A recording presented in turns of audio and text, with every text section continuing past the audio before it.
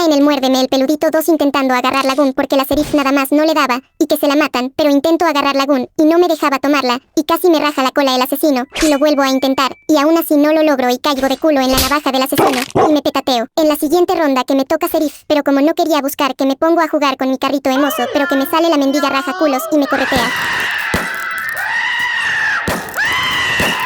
Solo que no saltaba y le terminó dando en toda la chompa y que me pongo a jugar. Digo, a celebrar por mi victoria.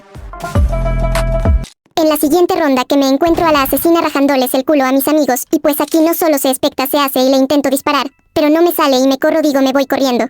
Run.